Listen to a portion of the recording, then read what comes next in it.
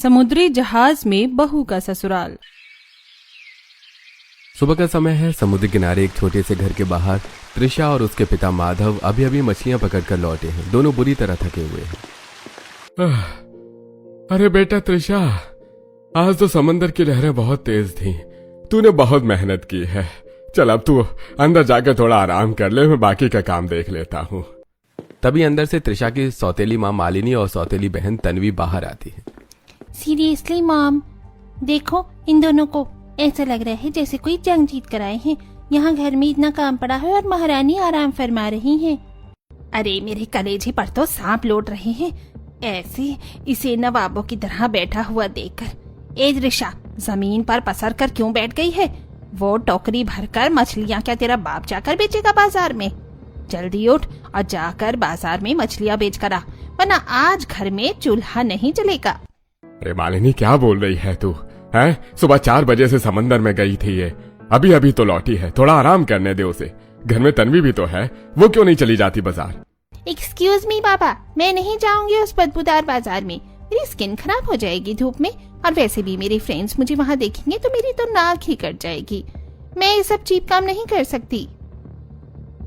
सुन लिया आपने, मेरी बेटी कोई नौकरानी नहीं है। और हाँ, आप बीच में मत बोलिए, ये पराया धन है। कल को किसी और के घर में जाएगी तो ताने सुनवाएगी कि मायके में यही सिखाया है। और त्रिशा, ड्रामा बंद कर और निकल यहाँ से। कोई बात नहीं बाबा, आप शांत हो जाओ। ठीक है माँ, मैं अभी बाजार चली जाती हूँ। आप लोग प्लीज आपस में मत लड़ो।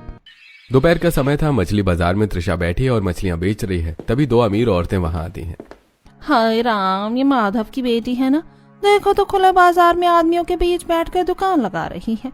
पता नहीं कैसे संस्कार दिए हैं घर वालों ने। वही तो, जवान लड़कियां ऐसे खुलेआम बाजार में बैठेंगी तो समाज क्या कहेगा? आंटी जी, जब मेरे घर में खाने को रोटी नहीं होती ना, तो ये आपका समाज पार्सल लेकर नहीं आता मुझे खिलाने के लिए। मेहनत का खा रही हूँ, किसी की चोरी नहीं कर रही। मछली लेनी हो तो लो, वरना अपना रास्ता नापो। फालतू का ज्ञान मत बांटो यहाँ। रात का समय हो जाता है। त्रिशा बहुत ज्यादा थकी हुई घर लौटती है। वो सीधे रसोई की तरफ जाने लगती है। कहाँ मुंह उठाकर अंदर घुस रही है? पहले आज की कमाई मेरे हाथ में रख।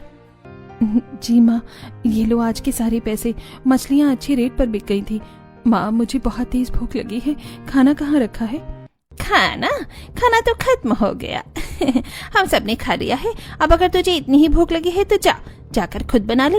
मैं कोई तेरी नौकरानी नहीं हूँ जो अपने हाथों से तेरे लिए खाना बनाऊंगी। माँ, मैं सुबह 4 बजे से काम में लगी हुई हूँ और अब इस हालत में मैं खुद खाना बनाऊं? एक रोटी नहीं छोड़ सकती थी आप मेरे लिए? मुझ पर आवाज ऊंची मत कर, मुझे नहीं पता तेरा ये रोना धोना। घर में आना है तो मेरे हिसाब से चलना पड़ेगा। अगर खाना नहीं बनाना तो मत बना, जाकर भूखी सो जा। त्रिशा बहुत ज्यादा दुखी हो जाती है। उसकी आंखों में आंसू आ जाते हैं और वो बिना कुछ बोले घर से बाहर चली जाती है और समंदर किनारे जाकर खड़ी हो जाती है। तभी माधव एक प्लेट में पकी हुई मछली लेकर वहां आते हैं। ले बेटा, खा ले। मुझे पता था तेरी माँ तेरे लिए कुछ नहीं छोड़ेगी, इसलिए मैंने अपने हिस्से में से ये मछली छुपा कर रख ली थी। बाबा, आप क्यों मेरे लिए इतना सहते हो? माँ और तन्वी मुझे इस घर का हिस्सा मानते ही नहीं है। मैं चाहे कितनी भी मेहनत कर लूं बाबा, उन्हें मुझ में सिर्फ कमियां ही दिखती हैं।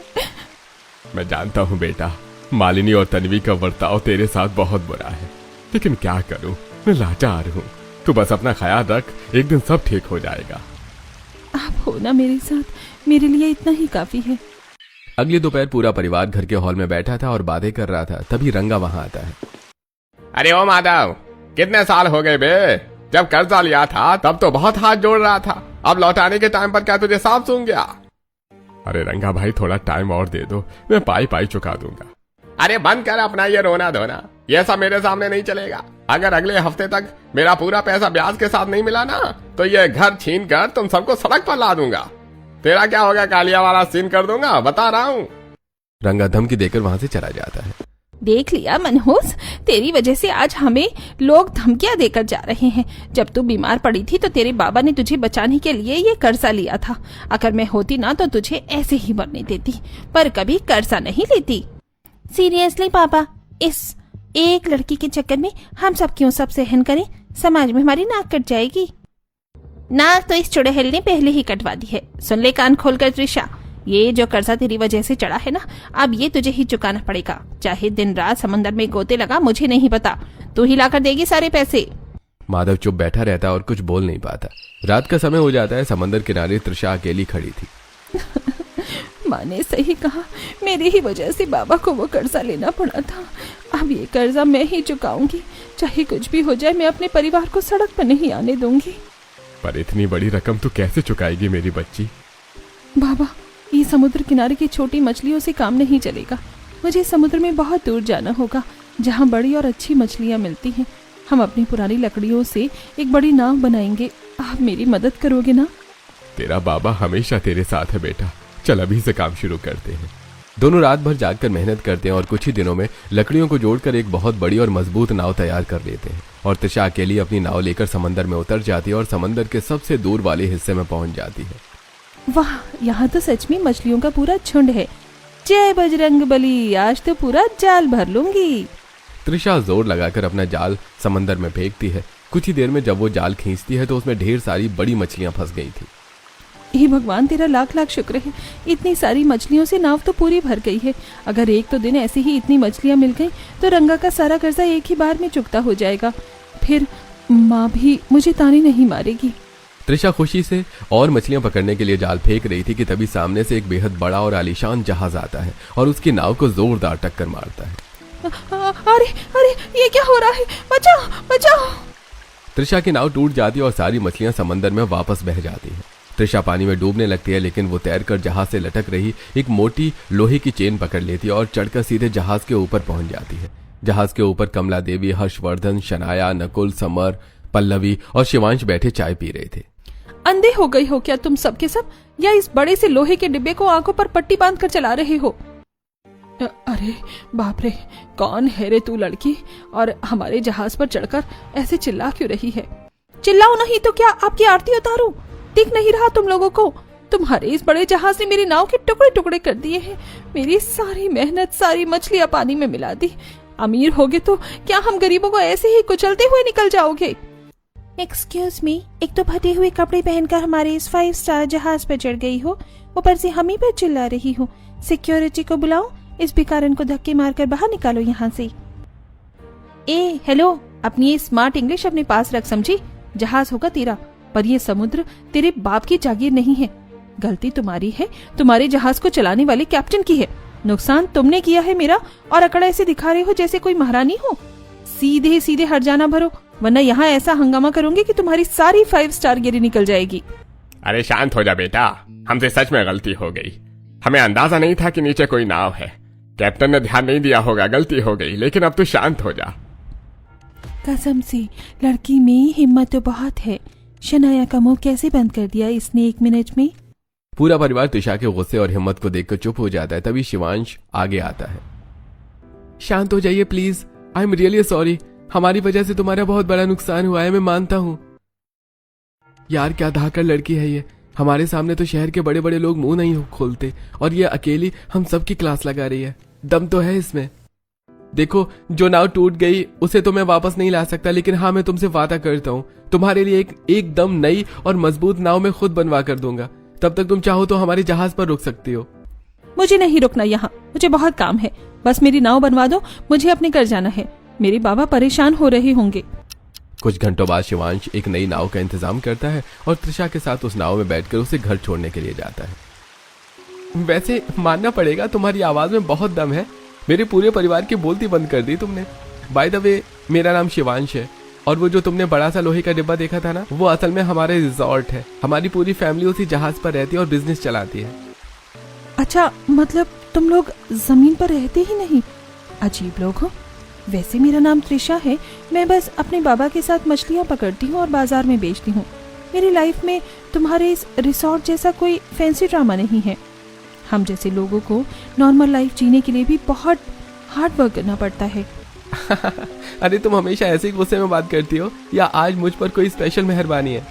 जब सिर पर दुनिया भर की टेंशन और कर्जा हो ना, तो इंसान मीठी बातें करना भूल जाता है। शिवांश जी। कुछ देर बाद दोनों समंदर किनारे पहुंच जाते हैं। तृषा नाव से उतरकर अपने घर की तरफ जा ही रही होती है कि तभी उसकी माँ और बहन उसके सामने आ जाती है। आ गई महारानी। सुबह तो बड़ी बड़ी बातें करके गई थी, आज कर्जा चुका दूंगी। कहाँ है मछलियाँ? ये ऐसे ही मुंह उठाकर आ गई है। मॉम, मैंने तो पहले ही कहा था ये कोई काम वाम नहीं करती, पक्का समुद्र किनारे बैठकर किसी के साथ चिल कर रही होगी। हमारा तो घर भी नीलाम करवा कर रही मानेगी ये मनहूस। माँ प्लीज मेरी बात तो सुनो, वो मेरी नाव। शिवांश वहां खड़ा यह सब सुन रहा था।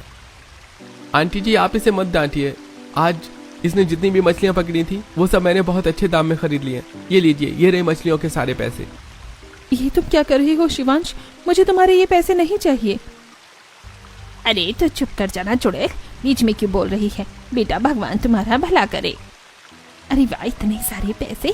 तन्वी देख, आज तो रंगा का आधा कर्जा ऐसे ही चुकता हो जाएगा। शाम का समय हो जाता है। समंदर किनारे ठंडी हवा चल रही थी। त्रिशा और शिवांश एक पत्थर पर बैठे समंदर की लहरों को देख रहे थे। तुम्हें पता है त्रिशा, आज तक मैंने सिर्फ अपने जहाज से समंदर देखा था, लेकिन यहाँ किनारे पर बैठकर इसे देखने का सुकून ही कुछ और है। वैसे तुम हमेशा इतनी सीरियस क्यों रहती हो? जब जिंदगी मजाक बन जाए ना शिवांश, तो इंसान सीरियस ही हो जाता है। मेरी असली माँ तो बचपन में ही गुजर गई थी। उसके बाद बाबा ने दूसरी शादी कर ली। मुझे लगा एक और माँ मिल जाएगी, लेकिन मुझे सिर्फ ताने और काम मिला। सौतेली माँ और वो तुम्हारी ये बहन तन्वी, वो तो सच में बहुत अजीब है।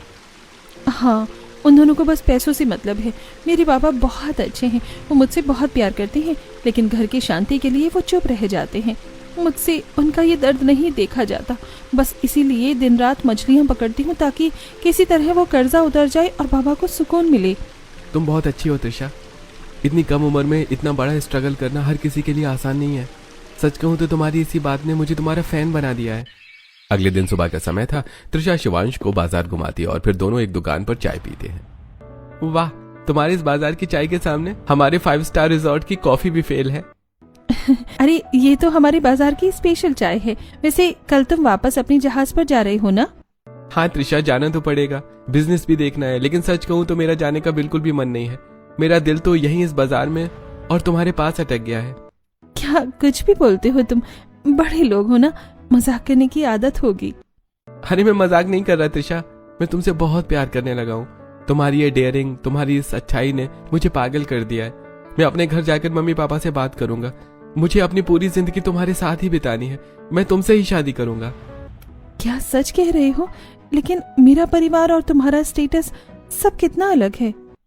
अरे प्यार में स्टेटस नहीं देखा जाता त्रिशा, सिर्फ दिल देखा जाता है, और तुम्हारा दिल सोने का है। अगले दिन शिवांश अपने जहाज पर पहुंच जाता है और अपने परिवार को त्रिशा के बारे में बताता है। अरे वाह, फाइनली तूने अपने लिए कोई लड़की पसंद कर ही ली। मुझे तो लगा था तुझ इस जहाज और मछलियों के बिजनेस से ही शादी करेगा। अगर तूने उसे पसंद किया है तो वो लड़की जरूर बहुत अच्छी होगी। अरे बिल्कुल, हमारे बेटे की पसंद पर हमें पूरा भरोसा है। मामी जी सही कह रही हैं। वैसे भी इस बड़े से घर में एक नई देवरानी की बहुत जरूरत थी। अब तो शॉपिंग शुरू करनी पड़ेगी। वेट वेट वेट मॉम, आप लोग उस मछुआरन को इस घर की बहू बनाने के लिए रेडी हो गई हो? वो गरीब सी लड़की जिसके पास ढंग के कपड़े भी नहीं है, वो हमारे इस 5 स्टार रिसोर्ट में आकर रहेगी। लोग क्या कहेंगे कि हमने घर के छोटे बेटे की शादी एक भिखारन से कर दी है। शनाया, तू अपना ये ओवर ड्रामा बंद कर। शादी शिवांश को करनी है, तुझे नहीं। मैं उस बदबूदार मछुआरन को अपनी भाभी कभी एक्सेप्ट नहीं करूंगी। नेवर। शनाया, अपनी जबान पर लगाम लगा। वो मेरी होने वाली पत्नी है। मैंने उसकी गरीबी देखकर प्यार नहीं किया है, मैंने उसकी हिम्मत और उसके दिल को देखकर प्यार किया है। और सुन ले कान खोलकर, अब इस जहाज की और इस घर की बहू त्रिशाई बनेगी। अगर किसी को कोई प्रॉब्लम हो तो वो अपने कमरे में बंद रहे, मुझे कोई फर्क नहीं पड़ता। कुछ दिन बीत जाते हैं और त्रिशा और शिवांश की शादी हो जाती है। त्रिशा का गृह प्रवेश हो रहा था। पूरा परिवार बहुत खुश था, लेकिन शनाया बहुत गुस्से में लग रही थी। आजा मेरी बच्ची, आज से ये घर, ये जहाज सब तेरा है। त्रिशा कलश गिराकर अंदर आती है, तभी शनाया उसके पास आती है। वेलकम त्रिशा। वैसे अपनी पूरी जिंदगी में तुमने सपने में भी इतनी महंगी जगह नहीं देखी होगी ना। संभल कर चलना, यहाँ की एक एक चीज तुम्हारे पूरे खानदान की कमाई से ज्यादा महंगी है। मुझे तो डर है कि कहीं तुम भिखारन की तरह हमें ही ना लूटने लग जाओ। शनाया, ये क्या बदतमीजी है? कोई बात नहीं भाभी, इन्हें बोलने दीजिए। वैसे शनाया जी, घर बड़ा होने से इंसान का दिल बड़ा नहीं हो जाता। और रही बात लूटने की, तो हम गरीब लोग मेहनत से कमाना जानते हैं। किसी का हक लूटना नहीं। खजाना पैसों का नहीं, अच्छे संस्कारों का होना चाहिए, जो शायद महंगी चीजों के बीच रहकर आप भूल गए हैं। तो प्लीज आगे से मुझे मेरे खानदान का ताना मत मारना, वरना मुझे भी जवाब देना बहुत अच्छे से आता है। Got it? त्रिशा की ये बात सुनकर शनाया का मुंह खुला का खुला रह जाता है और वो चुपचाप वहां से चली जाती है। रात का समय हो जाता है, पूरा जहाज लाइटों से चमक रहा था। शिवांश त्रिशा का हाथ पकड़कर उसे रिजॉर्ट और जहाज दिखा रहा था। तो मिसेस त्रिशा, शिवांश, कैसा लग रहा है आपको हमारा ये तैरता हुआ महल? ये तो सच में किसी सपने जैसा है शिवांश। मैंने तो कभी सोचा भी नहीं था कि जहाज के अंदर इतनी बड़ी दुनिया बसती है, इतने बड़े बड़े कमरे, ये झूमर, सब कुछ कितना सुंदर है। अभी तो तुमने कुछ देखा ही नहीं है। आओ मैं तुम्हें इस रिजॉर्ट की जान दिखाता हूँ, हमारा मेन किचन। शिवांश त्रिशा को किचन में ले जाता है। किचन बहुत ज्यादा बड़ा और मॉडर्न था। किचन में चारों तरफ ऑटोमेटिक मशीनें रखी हुई थी। वाह, इतना बड़ा किचन! यहाँ तो एक साथ 100 लोगों का खाना बन सकता है। हाँ, और अब इस किचन की, इस रिजॉर्ट की और मेरी सबकी जिम्मेदारी तुम्हारी है। मुझे पता है तुम अपने टैलेंट से इस जगह को और भी शानदार बना दोगी। तुम मुझ पर इतना भरोसा करते हो, मैं प्रॉमिस करती हूँ तुम्हारे इस भरोसे को मैं कभी टूटने नहीं दूंगी। अगली सुबह त्रिशा अपनी पहली रसोई के लिए किचन में जाकर नाश्ता तैयार कर रही थी, तभी शनाया किचन में आती है। ओह हेलो, ये क्या तेल मसाले वाला खाना बना रही हो? देखो मुझे ये सब गाँव वाला ऑयली खाना नहीं पसंद है। मुझे ना ब्रेकफास्ट में सुशी चाहिए। कभी नाम भी सुना है सुशी का? वैसे तुम्हें आता है क्या सुशी बनाना, या मैं शेफ को बुलाऊं? शेफ को बुलाने की कोई जरूरत नहीं है शनाया जी, आप बाहर टेबल पर बैठिए, आपकी सुशी 10 मिनट में आ जाएगी। त्रिशा बहुत तेजी और सफाई से समंदर की ताजा मछलियों का इस्तेमाल करके एकदम रेस्टोरेंट स्टाइल से सुशी तैयार करती है और फिर सभी को सर्व करती है। शनाया सुशी को देखकर और खाकर हैरान रह जाती है। ठीक ठाक ही है। पक्का तुमने YouTube पर वीडियो देखकर बनाई होगी, पर मेरे जैसी क्लास तो तुम्हें कभी आ ही नहीं सकती। अभी भी तुम्हें वो मछलियों वाली चीप स्मेल आ रही है। YouTube की जरूरत उन्हें पड़ती है जिन्हें मेहनत करनी नहीं आती। और रही बात स्मेल की, तो इसी मछलियों की बदौलत आज आप इन महंगे कपड़ों में बैठकर विदेशी खाना खा रही हैं। थोड़ी सी इज्जत करना सीख लीजिए, जिससे आपका डाइजेशन अच्छा रहेगा। दोपहर का समय था। शनाया हॉल के सोफे पर बैठी फोन चला रही थी, तभी त्रिशा वहां से गुजरती है। अरे ओ नहीं भाभी, ये जहाज है, तुम्हारी वो फटीचर नाव नहीं जो दिन भर यहाँ से वहाँ चक्कर लगा रही हो। कहीं ऐसा ना हो कि तुम्हारे ये सस्ते कपड़े देखकर हमारे VIP गेस्ट भाग जाएं। हमारी तो सोसाइटी में नाक ही कट जाएगी। गेस्ट कपड़े देखकर नहीं, काम और इंसानियत देखकर रुकते हैं शनाया जी। वैसे आप दिन भर जो ये दूसरों को नीचा दिखाने की ओवर एक्टिंग करती है ना, इसके लिए आपको तो ऑस्कर मिलना चाहिए। त्रिशा मुस्कुराते हुए वहां से चली जाती है। रात का समय हो जाता है। पूरा परिवार डाइनिंग टेबल पर बैठा था और जहाज के रिसोर्ट की बात चल रही थी। शिवांश, इस महीने इस रिसोर्ट की बुकिंग थोड़ी कम आई है। हमें कुछ नया करना पड़ेगा, वरना मार्केट में टिकना मुश्किल हो जाएगा। पापा जी, अगर आप बुरा ना माने तो मैं एक बात कहूँ? अरे बोल ना बहू, इसमें बुरा मानने वाली क्या बात है? ये घर और बिजनेस अब तेरा भी तो है। हमें इस रिसोर्ट को एक विलेज की थीम देनी चाहिए, मतलब सब कुछ एकदम देसी और समुद्र से जुड़ा हुआ। मेहमान यहाँ 5 स्टार फील के लिए नहीं, बल्कि कुछ अलग एक्सपीरियंस करने आते हैं। हम जहाज को लकड़ी और लालटेन से डेकोरेट कर सकते हैं और किचन में विदेशी खाने के साथ साथ हमारी असली मछुआरों वाली स्पेशल रेसिपीज रखेंगे जो मैंने बाबा से सीखी है। लोग उंगलियां चाटते रह जाएंगे। वाह त्रिशा, आइडिया तो एकदम कड़क है। इसे हमारा रिसोर्ट बाकी सबसे बिल्कुल अलग और यूनिक लगेगा। बिल्कुल सही कह रही है पल्लवी। पापा, हमें ये थीम ट्राई करनी चाहिए। त्रिशा की समंदर की नॉलेज हमारे बहुत काम आएगी। अरे वाह बहू, तूने तो मेरी परेशानी ही चुटकियों में सुलझा दी। कल से ही इस आइडिया पर काम शुरू होगा। अगले दिन सुबह से ही जहाज पर डेकोरेशन का काम शुरू हो जाता है। त्रिशा खुद डिजाइनर्स और मजदूरों के साथ लगकर काम करवा रही थी। भैया, ये जो फूलों की लड़ियां हैं ना, इन्हें वहां पर लगाओ और वो पुरानी लकड़ी की नाव को कलर करके सेल्फी पॉइंट बना दो। त्रिशा, तूने तो सच में जादू कर दिया है। जहाज का पूरा हुलिया ही बदल दिया है। देखते ही देखते कुछ ही हफ्तों में रिसोर्ट एक बेहद खूबसूरत और अच्छे थीम में बदल जाता है। रिसोर्ट में लोगों की भीड़ लगने लगती है और हर कोई डेकोरेशन और त्रिशा के स्पेशल फूड की तारीफ कर रहा था। कुछ दिन बाद परिवार के सभी लोगों ने एक साथ बैठे थे। हर्षवर्धन और समर लैपटॉप पर पैसों का हिसाब देख रहे थे। अरे वाह, मजा आ गया। कमला, इस महीने तो हमारी कमाई पिछले सारे रिकॉर्ड तोड़ गई है। बिजनेस डबल से भी ज्यादा ग्रो कर गया है।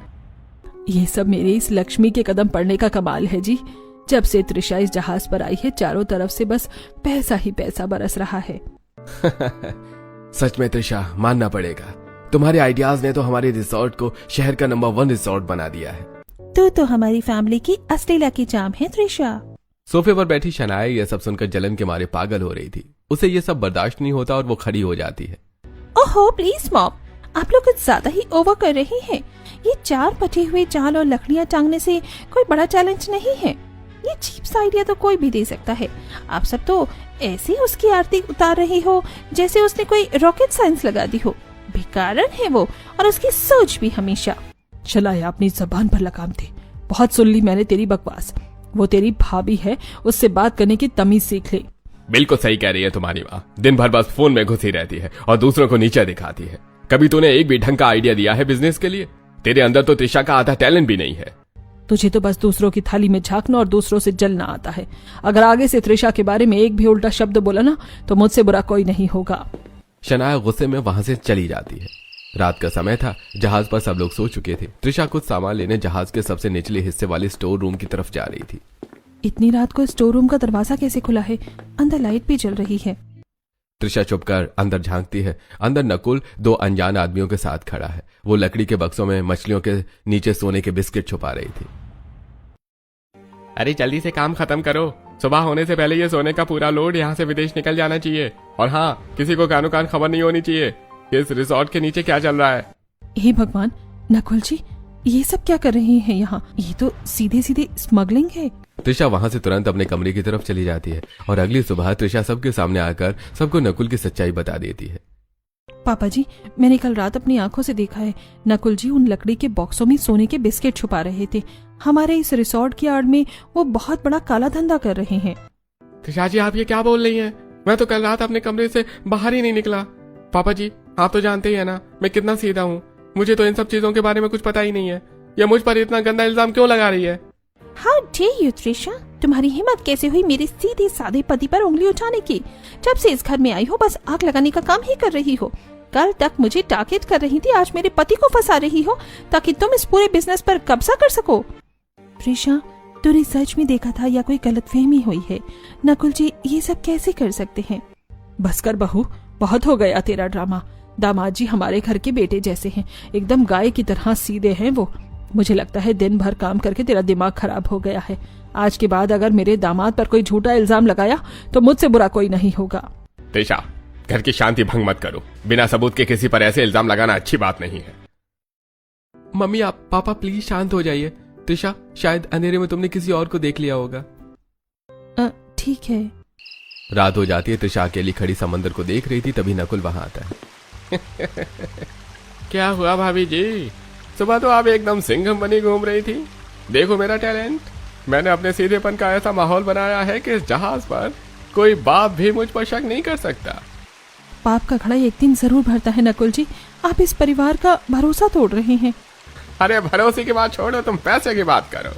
कई सालों से मैं ये धंधा कर रहा हूँ। लाखों करोड़ों रुपए कमा लिए हैं मैंने। अब तो मेरा ये धंधा इंटरनेशनल लेवल पर पहुंच गया है। और तुमने क्या सोचा तुम एक दिन में आकर मेरा एम्पायर बिगाड़ दोगी? तुम चिल्ला चिल्ला कर मर जाओगी तब भी तुम्हारी कोई बात पर यकीन नहीं करेगा। मैं इस घर का लाडला दामाद हूँ, तुम कुछ नहीं बिगाड़ सकती हो मेरा। अगली सुबह पूरा परिवार डाइनिंग टेबल पर बैठकर नाश्ता कर रहा था। तभी त्रिशा अपना फोन जहाज के मेन ब्लूटूथ स्पीकर से कनेक्ट कर देती है। पापा जी, कल आप लोग सबूत मांग रहे थे ना, आज मेरे पास सबूत भी है। जरा ये ऑडियो सुनिए। त्रिशा अपने फोन में कल रात वाली रिकॉर्डिंग प्ले कर देती है जो उसने की अपने फोन से, जब नकुल उसे खुद ही अपनी सच्चाई बता रहा था। ऑडियो सुनकर सभी हैरान रह जाते हैं। पापा जी, मम्मी जी, ये झूठ है, ये मेरी आवाज नहीं है। त्रिशा ने पक्का किसी AI ऐप से मेरी कॉपी बनवाई है। आजकल इंटरनेट पर ऐसा बहुत हो रहा है, ये मुझे फंसा रही है। शट अप नकुल, बकवास बंद करो अपनी। हम उम्र में बड़े जरूर हैं लेकिन इतने बेवकूफ नहीं है कि इसलिए आवाज और AI से बनी आवाज का फर्क न समझ सके। तूने हमारे भरोसे का खून किया है नकुल। मैंने तुझे अपना बेटा समझा था और तू हमारे ही घर में बैठकर हमारे ही जहाज का इस्तेमाल स्मगलिंग के लिए कर रहा था। शर्म नहीं आई तुझे? नकुल, ये सब क्या है? तुमने मुझसे भी इतना बड़ा झूठ बोला। शनाया, तू पीछे हट। इस क्रिमिनल से बात करने की कोई जरूरत नहीं है। पापा, मैंने पुलिस को बुला लिया है, वो बस आते ही होंगे। थोड़ी देर में पुलिस वहां पहुंच जाती है और नकुल को अपने साथ ले जाती है। शनाया रोते हुए अपने कमरे में चली जाती है। मुझे माफ कर दे मेरी बच्ची। तो इस घर को बचाने की कोशिश कर रही थी और मैं अंधी होकर उसी क्रिमिनल का साथ दे रही थी। मैंने तुझे कल सबके सामने कितना कुछ सुनाया। मैं बहुत बुरी सास हूँ। अरे मम्मी जी, आप ये क्या कह रही हैं? आप बड़ी हैं, प्लीज हाथ मत जोड़िए। माँ बाप को बच्चों पर गुस्सा करने का पूरा हक है। तुम सच में इस घर की लक्ष्मी हो बेटा। अगर आज तुम अपनी समझदारी से वो रिकॉर्डिंग नहीं करती तो कल को पुलिस हम सबको अरेस्ट कर लेती। तुमने हमारे पूरे परिवार की इज्जत और ये जहाज दोनों बचा लिए। सॉरी त्रिशा, कल हम सब ने तुम पर बिल्कुल भी विश्वास नहीं किया। मुझे तो हमेशा से तुम पर पूरा भरोसा था। आप लोग प्लीज ये सॉरी बोलना बंद कर दीजिए। जहाज के कोने में शनाया जमीन पर बैठकर रो रही थी। त्रिशा उसे रोता हुआ देखकर उसके पास जाती है। शनाया प्लीज चुप हो जाओ। जो हुआ उसमें तुम्हारी कोई गलती नहीं थी। खुद को ऐसी सजा मत दो। डोंट टच मी त्रिशा, दूर रहो मुझसे। तुम यहाँ क्या मेरा मजाक उड़ाने आई हो या अपनी ग्रेटनेस दिखाने आई हो? तुमने मेरी पूरी लाइफ स्पॉइल कर दी है और अब यहाँ सिंपैथी दिखा रही हो। मैं तुम्हारी लाइफ क्यों स्पॉइल करूंगी? और वैसे भी नकुल जी गलत काम कर रहे थे तो तुम मुझे बता सकती थी ना। अकेले में बुलाकर मुझे वो रिकॉर्डिंग दिखा देती, मैं उन्हें समझा लेती। अरे घर का मैटर था, बंद कमरे में सॉल्व हो जाता। पर नहीं, तुम्हें तो सबके सामने हीरोइन बनना था। सबके सामने स्पीकर पर चला ही दिया तुमने। मेरे पति को पुलिस ले गई। सोचो कल को सोसाइटी में लोगों को पता चलेगा तो क्या कहेंगे लोग? चोर को जेल में रखा जाता है शनाया, और तुम उस इंसान के लिए रो रही हो जिसने तुमसे इतना बड़ा सच छुपाया। अगर कल को पुलिस रेड मारती और हम सब उस स्मगलिंग के चक्कर में पकड़े जाते तब तुम्हारा ये समाज तुम्हें बचाने आता। सच कड़वा है पर सच है। त्रिशा वहां से चली जाती है। अगली सुबह जहाज के रिसोर्ट में 3-4 नए गेस्ट आते हैं। वेलकम सर, कहिए मैं आपकी क्या मदद कर सकती हूँ? बुकिंग तो हमारी पहले से ही है मैडम जी। बस समझ लो हम अपनी किसी पुरानी डील का मजा लेने आए हैं यहाँ। सुना है आपका ये रिसोर्ट बहुत फेमस है। जी सर, आप लोग प्लीज मुझे अपनी आईडी दे दीजिए, फिर मैं आपको आपकी रूम दिखाती हूँ। त्रिशा बहुत ही अच्छी तरह से उनका स्वागत करती है। समय बीत जाता है और रात हो जाती है। पूरा परिवार डाइनिंग टेबल पर खाना खाने के लिए बैठा हुआ था। तभी वो चारों नए गेस्ट वहां आते हैं। हे भगवान, अरे आप लोग कौन हैं? अरे खाना वाना बाद में खाना आंटी जी, पहले हमारा हिसाब कर दो। तुम्हारा वो लाडला दामाद नकुल जो अब सरकारी मेहमान बन गया है, उसकी वजह से हमारी करोड़ों की डील कैंसिल हो गई है। क्या बकवास है ये? हमारा उसके काले धंधे से कोई लेना देना नहीं है। आप लोग प्लीज हमारे जहाज से बाहर निकल जाइए। अरे आवाज नीचे बुड्ढे, नकुल तुम्हारा दामाद था।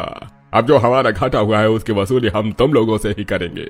चुपचाप बताओ इस जहाज की तिजोरी कहाँ है, वरना एक एक को समंदर में फेंक दूंगा। तुम्हारी हिम्मत कैसे हुई मेरे परिवार को धमकाने की? एक गुंडा तुरंत शिवांश से उसका फोन ले लेता है। इसी अफरा तफरी के बीच त्रिशा बहुत ही समझदारी दिखाते हुए चुपके से हॉल के पीछे वाले दरवाजे से वहां से चली जाती है। कोई उसे देख नहीं पाता। अरे चलो सबके समंदर, जब तक पैसा नहीं मिलेगा कोई यहां से जिंदा बाहर नहीं जाएगा। चारों गुंडे पूरे परिवार को एक कमरे में बंद कर देते हैं। अब बताओ तिजोरी की चाबी किसके पास है? तभी अचानक पूरे जहाज की लाइट चली जाती है और चारों तरफ अंधेरा हो जाता है। अरे ये लाइट किसने काटी? मेरा भाई कुछ दिखाई नहीं दे रहा है। अंधेरे में त्रिशा चुपके से आती है। उसके हाथों में मछलियां पकड़ने वाले बहुत बड़े जाल थे। वो पूरी ताकत से उन जालों को गुंडों के ऊपर फेंक देती है। अरे छोड़ो मुझे। अरे ये क्या फेंक दिया मेरे ऊपर? मैं हिल नहीं पा रहा हूँ। अंधेरे में जालों में उलझकर तीनों गुंडे जमीन पर गिर जाते हैं, लेकिन भैरव बच जाता है और वो भागकर जहाज का मेन स्विच जोड़ देता है और लाइट वापस आ जाती है। अरे ये सब किसने किया है? आज मैं किसी को जिंदा नहीं छोड़ूंगा। भैरव गुस्से में शनाया की तरफ बढ़ता है। प्लीज मुझे कुछ मत करना। तभी त्रिशा हाथ में एक बहुत मोटा डंडा लेकर भैरव के सिर पर पूरी ताकत से मारती है। मेरी ननंद को हाथ भी लगाया ना तो तुझे जिंदा नहीं छोड़ूंगी। भैरव जमीन पर गिर पड़ता है। तभी पुलिस भी वहां आ जाती है। जब लाइट गई थी तभी मैंने चुपके से पुलिस को अपनी लाइव लोकेशन और मैसेज भेज दिया था। पुलिस आकर चारों गुंडों को पकड़ लेती है। अरे भाई मानना पड़ेगा मैडम, आपने बहुत बहादुरी का काम किया है। ये चारों बहुत बड़े स्मगलर हैं।